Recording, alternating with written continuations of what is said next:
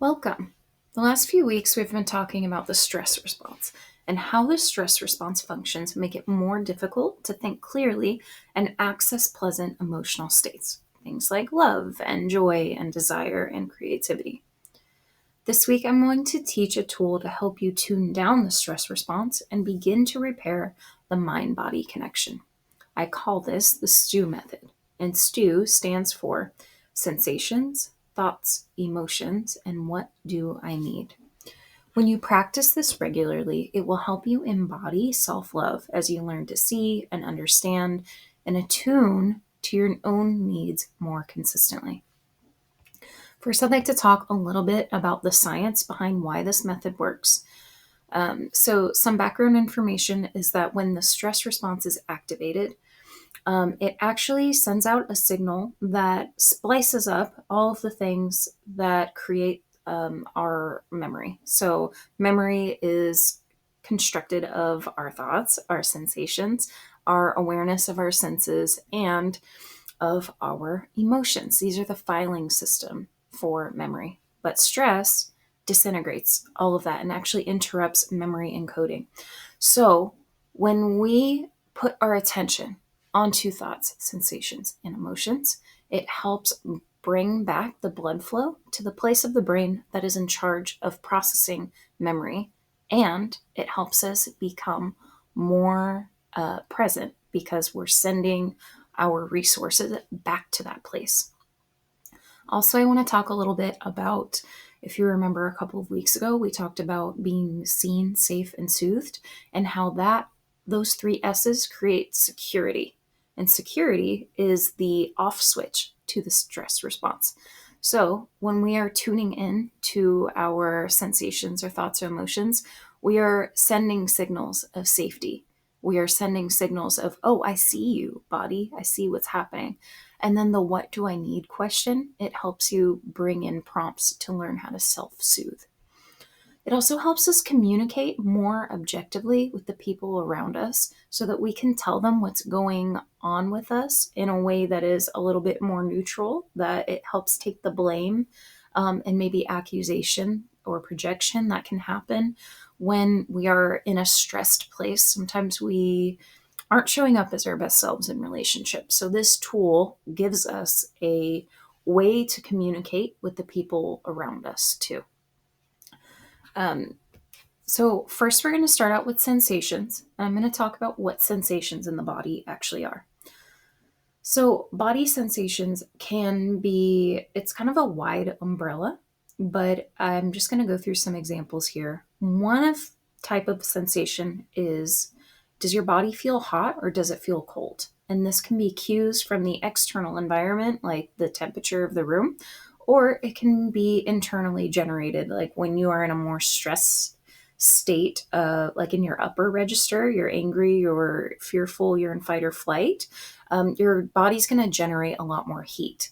But if you are in a freeze response or even a more relaxed state, your body is going to be on the lower end of the spectrum as far as temperature range goes. The next thing we want to pay attention to when we are doing sensations are muscle groups. So we'll be thinking about, are the different muscle groups tensed or relaxed? This is why I always do a body scan when we do mind body connection tools, because it helps us pay attention to what's happening inside of the muscles and helps just kind of shift our focus a little bit, because a lot of times what happens is when we're going throughout our day, we just forget about what our body is doing and we pay attention to the environment, but we want to bring that attention back onto what the muscles are doing. Another part of sensations could be places of pain or discomfort. So if you have arthritis or if you are having any muscles that are experiencing pain or just general inflammation, those are important things to be paying attention to. It's information and feedback from your body sensations. We also want to think about pulsing. So if you are someone that exercises or gets anxiety, when our heart rate is increasing, we're going to notice that pulse becoming louder and louder in our body. So, paying attention to pulsing can help give us feedback to cue information about what's going on inside of our emotional state. What state are we in? You might be able to notice twitching. So, twitching can be, have you ever met that person that's always shaking or jiggling their leg? The person that has a really hard time sitting still. So, that could be a form of twitching. Or even thinking about, I get chronic migraines. So, sometimes a precursor for getting a migraine is twitching in my eye. So, when I notice I have eye twitching, that's a sign to me that says, oh, I might have a migraine coming on. I need to start, I maybe need to take some ibuprofen and aspirin and lay down. I just have a little routine that I do when I notice a migraine starting to come on. And so that's another thing that we can be paying attention to. Our body is giving us information. Another type of sensation is like, I like to ask this question of, if your nervous system was a snow globe, like if you could picture without a better word, the energy moving around your body as a snow globe, what would that snow globe be doing? And it could be swirling, it could be kind of waving, it could be chaotic, it could be smooth, it could be like a river. And if you start noticing and paying attention to kind of that visual image of snow in the snow globe representing what your nervous system is doing, you can start to connect that feeling of what's happening in your body with the mental emotional state that you are in. We also want to pay attention to what's happening in our heart. We also want to pay attention to what's happening in our gut. The brain is not the only place that holds memory for us. We actually have neurological centers in our heart and in our gut that hold memory independent of the brain. And they can actually make decisions independent of the brain. So it's really important for us to get our head brain, our heart brain, and our gut brain all on the same page so that we are making decisions holistically with all of the information we have access to, instead of just isolating our information stores to the information in our brain. The next thing that we want to look at is, sometimes if you're paying attention to sensations, you might see textures or colors or shapes. This one can be a little bit out there, but just want to have an open mind that when I'm paying attention to my body, that there might be different things that pop up into my imagination. And that is still information. I think it is helpful in the beginning, especially, to just take it with a grain of salt, because it can be in our imagination, right? So it's just information we want to be aware of, and it could be communicating something. But if that's a part that feels uncomfortable to you, then you can just take that lightly or with a grain of salt. These are all just tools to be more connected to what's happening inside of your body, and looking at the shape or the color or texture that it might remind you of is just a tool to help you describe it better. And then the last thing is asking the prompt, what does it feel like? So, especially when we're stressed, we tend to disconnect from our body. And so, asking the question, what does it feel like when I'm having a hard time naming, can help, can just help me get into a better place of being able to connect and understand what's happening in my body. So, I'll give an example. Like, sometimes if I feel like, say I have like a tension in my chest, and I'm like, okay, I feel a tension in my chest. And if I ask, what does that tension feel like? Oh, maybe it feels like suffocating. Okay, what does suffocating feels like? Oh, okay, suffocating feels like I can't breathe. It feels like pressure. It feels like something is coming down on me, right? Okay, I'm paying attention. That stress, there's something coming down on me. And what does that feel like? And then what might emerge is a memory of something from your past, or a person might come to mind. And what that does is actually gives you a window into what is happening. So when our bodies are just so amazing. And the way that memory is encoded through all of these sensations, when an emotional state is opened up, it creates a window into our past. And so, what's incredible is anytime we are in a specific emotional state, it gives us an opportunity to heal some stress that maybe has left open, left unresolved, and it gives us a chance to attune and connect into something that might have happened in the past. And so I just think it's such an incredible tool that when you can ask that question, what does it feel like? You're able to access that window and maybe pinpoint the destination of where is this actually rooted? Where does this actually come from? So that's my piece on sensations. Now I'm going to move into thoughts. And thoughts, when we're paying attention to them, this is a mindfulness practice. I'm going to highlight a few different types of thinking that happen, especially when we are stressed.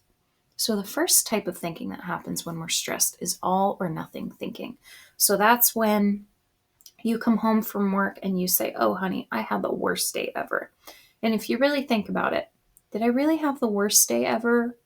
Or did like a few things happen? Did I, in reality, if I wrote down on paper what were the hard things that happened today, maybe I woke up late and then I was frustrated that I was late and I forgot my lunch and maybe I spilled coffee on myself, right? So, yeah, that's a hard morning, right? That's a hard place to start your day with. And likely because I was so flustered about waking up late and then I was rushing, so I spilled coffee on myself. And then I was, and then one thing led to another and I forgot my lunch. The events sort of cascaded on themselves. But if a lot of times what I can notice is that the independent events actually weren't that big. It was my emotions and my thoughts about the event that made it feel a lot bigger than maybe it actually was. So, all or nothing thinking is one type of thinking that can happen.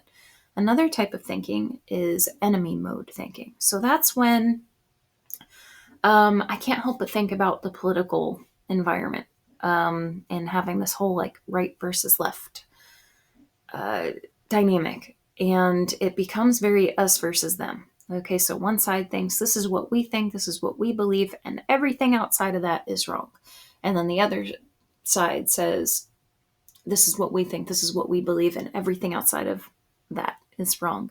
And so when we have this us versus them mindset, it becomes, it's really that black and white. It's a version of being in black and white. It doesn't acknowledge any gray area between the two perspectives. It doesn't allow for multiple things to be true at one time. But here's the reality is that it can be cold outside and it can still be sunny. But one perspective might say, no, if it's warm outside, then it's sunny. And then another perspective might say something different, right? But when we have multiple pieces, multiple truths, they can happen at the same time. But when we are in a stressed headspace, it's really difficult for us to notice multiple truths. And that threat awareness keeps us thinking that if someone's perspective is different from our perspective, then it becomes a threat to us. And so when we can disarm the threat response, we are able to think more in a connective way and acknowledge those multiple truths at one time. The next thing I want to touch on are imagining the worst thing that can happen is a type of thought pattern that can happen, especially when we are stressed. And sometimes I've called that catastrophic expectations. So that's the when I'm in an anxiety space in my head and thinking about, oh gosh, I am going to be late and my boss is going to fire me and they're going to yell at me and they're going to say that I am the worst person ever. And the reality is, that could happen. I'm not saying it won't happen, but sometimes our threat awareness detector, when we are stressed, flares up and starts telling my brain and my body that the worst imaginable thing is going to happen in an effort to try to protect myself. And that's kind of in the same actually camp of people who, like, I'm not allowed to get my hopes up around something I'm excited about because it might disappoint me, right? So it's this idea that I'm preparing myself for the worst because that threat detection is up. And more than likely, there are a lot of other outcomes that could happen that are either neutral or positive. And that's actually an exercise that I've done for myself when I've noticed that I'm in the catastrophic expectation swirl of things. That I'll even go over. I've used ChatGPT and I've said, hey, this is the situation that I have. Can you give me 25 to 30 outcomes that can be either neutral or positive? And then look at this. You get a whole list of things that you can look at and read and tell yourself, oh my gosh, there are so many other possible outcomes. And it's been an incredible tool for me to do that and start noticing, like, oh, there's a lot more options of things available to me. It's not just the pathway that my brain makes because my threat awareness is activated.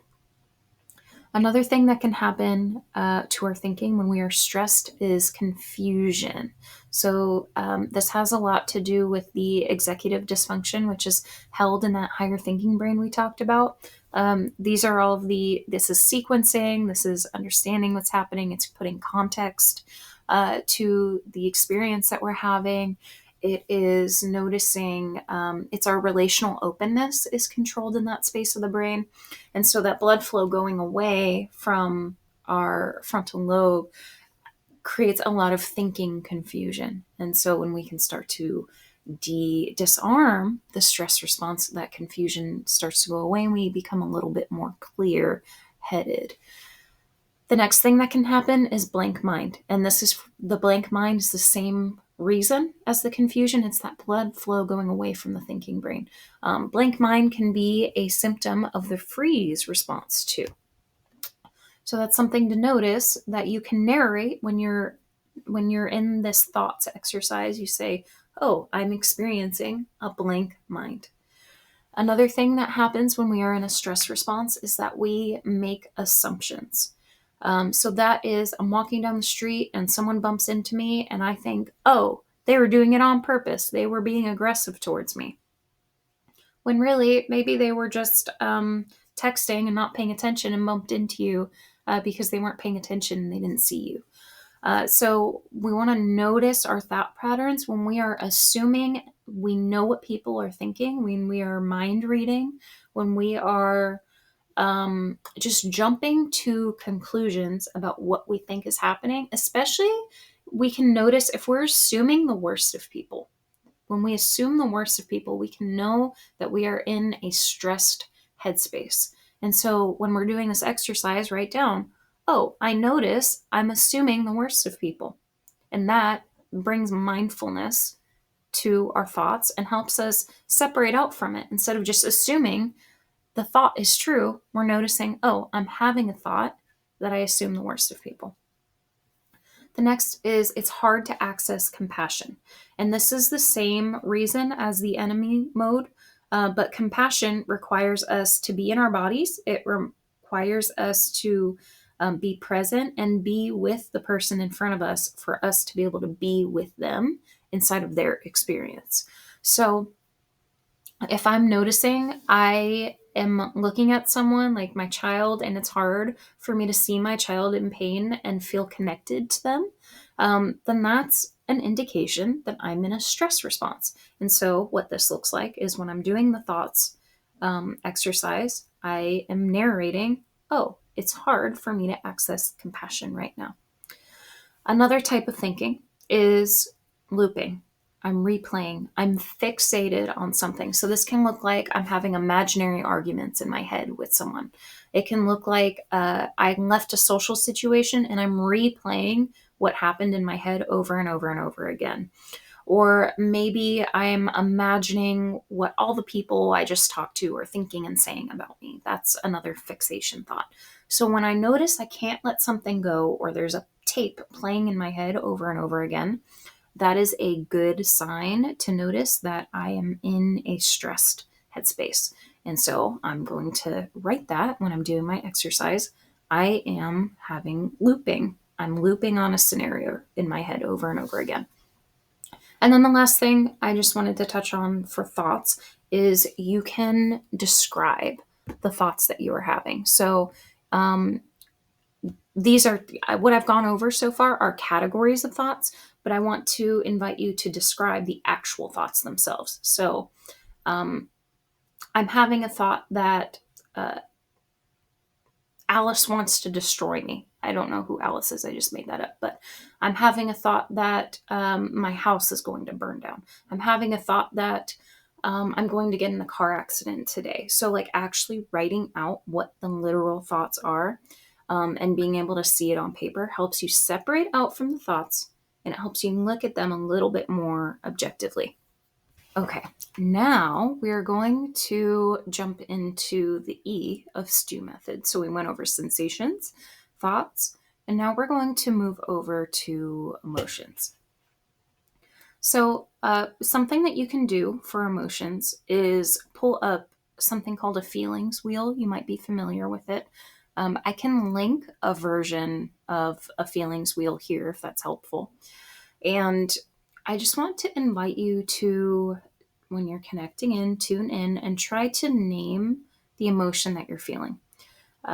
There is a science behind naming the emotion helps to bring down the intensity of the emotion. And so when we can start to name it, we can, once again, like we talked about, the thoughts separate out from it. I am not anxious. I'm having a feeling of anxiety, or I'm having a feeling of fear. And that helps just create a little bit of space between your experience and what you are, your identity, right? And that helps us to be just a little bit more grounded when we're experiencing our emotions. So that's for this emotions section. What I'd like to invite you to do is look at that feelings wheel if you need that extra support and use the prompts. I'm having a feeling of this emotion. I'm noticing this emotion. Instead of saying, I am anxious, I am angry, I am guilty, I am having a feeling of. And that just creates that little bit of buffer space. And then it will prime us to get into this last section, which is what do I need? And so asking the question, what do I need, will help you to attune to your body. So often we are focused on like fixing a problem or all of these different coping tools that we've developed to solve problems usually happen on the outside of us instead of connecting into the inside of us. And that is a natural product of the stress response. But what I want to do is help you to train to turn that energy inwards and to look at yourself and look at what is it that I need. Now, in the last episode, I talked all about different human needs, and that could be a guide to help you identify what your needs are. So I invite you to revisit that episode to help identify needs. But I have a few alternate questions that I want to offer to you because sometimes when I do this for myself, I'll ask, what do I need? And sometimes I draw a blank. And having other options of questions I could ask myself that still help me attune, that still help me connect to the umbrella of what I need, can help bring a little bit more clarity. It feels easier to answer other questions sometimes. So, one of the questions you could ask yourself is, what would bring relief? So, if you're feeling really stressed or tense, or you're in pain or frustrated or whatever it is that you're experiencing, what would bring a little bit of relief is a great question to ask. Another question in the same vein, what would feel good to me right now?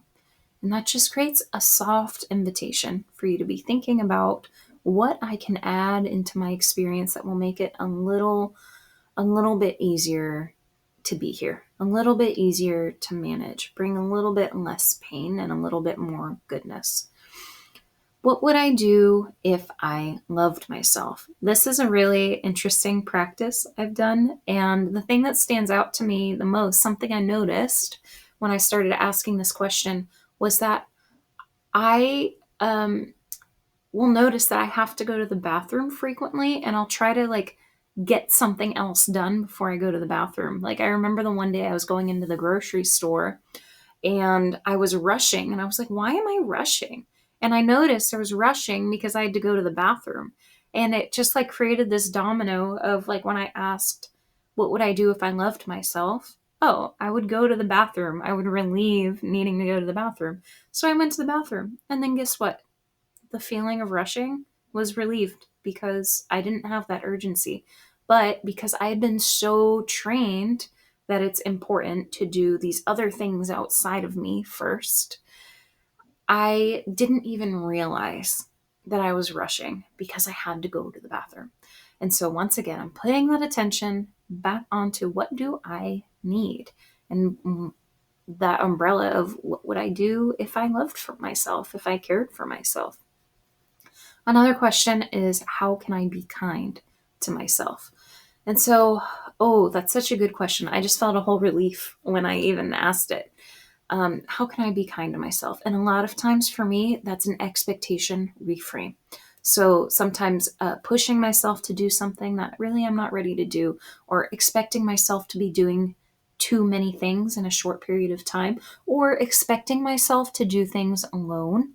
So when I ask the question, how can I be kind to myself? I just notice this posture shift of what I'm expecting myself to do, and I'm able to adjust those expectations and make peace with expectations that are a little bit kinder, a little bit more realistic, and then I'm able to move on about my day in a more relaxed headspace because a lot of times the pressure that I'm experiencing is from me. It's my own pressure, my own expectations, my own beating myself up and self criticism.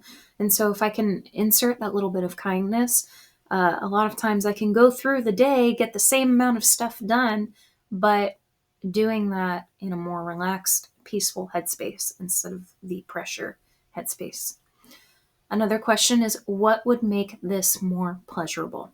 I love this one because this is a great one to do when it's like, oh, I have an obligation that I need to do that I mean, you always have options to get out of obligations, but if it's something you signed up for and it's your value to do the obligation, but you're just not really wanting to do it and you're having a bad attitude about it, the what would make this more pleasurable, or even what's a way that I could show up to this and enjoy it, um, is such a helpful question for me. So, like, okay, I'm going to this, say it's an award ceremony to support your husband, and it's like, oh gosh, I don't love these people. It feels like obligation. I'm tired. I'm exhausted. I don't want to go to this event. Okay, what would make this more pleasurable? And so maybe that's something as simple as I'm going to wear flats instead of heels. Maybe that is okay. I don't like my husband's boss, and he always has like a ridiculous phrase that he uses. I'm gonna make it a game, and I'm gonna count how many times. I'm gonna make a bet with myself. How many times does he say that phrase throughout the day, right? And I'm turning it into a game instead of something that I'm dreading. Or perhaps it's making agreements with your husband about how you can go to the, like, maybe the problem is that when you're at work events, your husband gets nervous and he doesn't act like himself, and so that makes it really frustrating and stressful for you to be there. Or maybe it's that I don't have any friends there, and it can make it more enjoyable for me to bring my own friend along. So just what it does is it helps open up our brain to options of what we can do instead of just thinking my options A, don't go, or B, go and be miserable. Like there's a rainbow of options in between those two situations. The next prompt is, who can I ask for help? So many times when we are stressed, especially when we are in overwhelm. That is because we do not have enough support. And so when I ask the question, who can I ask for help? It starts bringing all of this support to my mind. And sometimes I will act on asking for help. I will invite someone to support me in whatever practical way that it is. Like, does that mean I need someone to watch the baby for a little bit? Does that mean I need someone to pick something up from the store? Does that mean I need my husband to do takeout instead of me cooking dinner?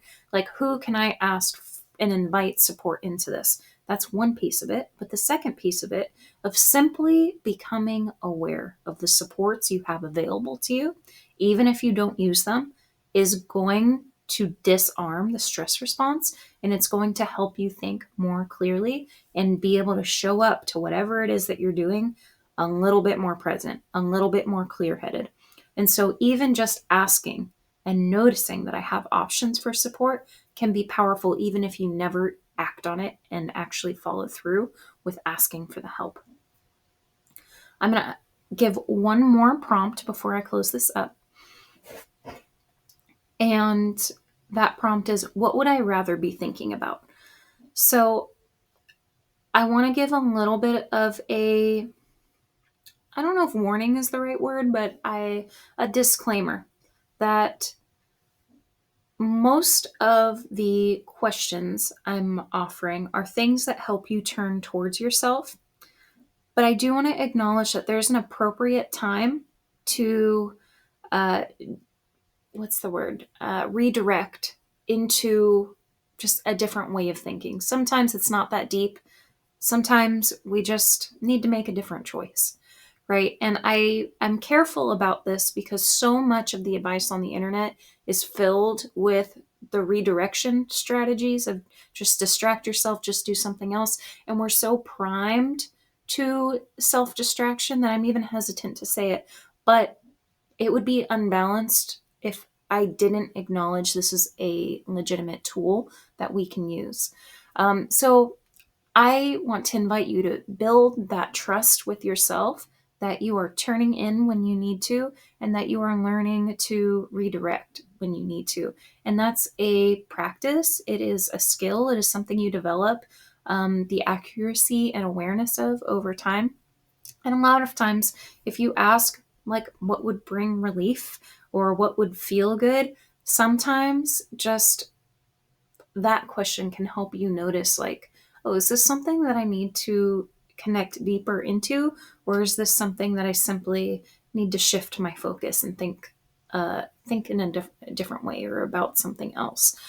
um, so that is the last piece of questions that I have for the what do I need section of this. So just a recap of the STEW method is sensations, thoughts, emotions, what do I need? And this will all help you connect into your body. It will help you disarm the stress response. It will help you be more present. And this is a practical tool that you can use to help attune to yourself and help self soothe. And so I really hope that you give this exercise a try. When you practice it regularly, it can really help your internal connection. And I would love to hear your feedback about it, what works for you, what doesn't work for you. I'd love for you to leave a comment about that. Yeah.